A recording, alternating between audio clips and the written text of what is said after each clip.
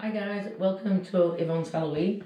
Today we're going to talk Texas Chainsaw Massacre 2 Grandpa Mask. I'll show you what it's like. Just plain at the front with a bit of wispy hairs. Round the back, have a slot, put your head in. I wouldn't advise this if you don't like tight spaces, but I'll show you what it looks like. I'll put a shirt on and I'll show you what it's like. This is the mask with it on.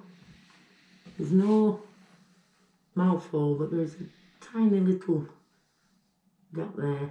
See in the ears and then the eyes. Show you around the back. There we are. What I've done is I've put some eyeshadow, just painted it around my eyes just to show you what it looked like with darkened eyes.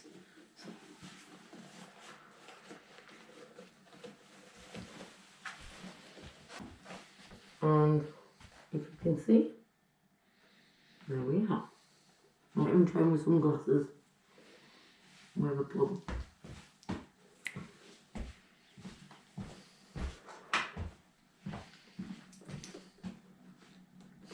I won't go on.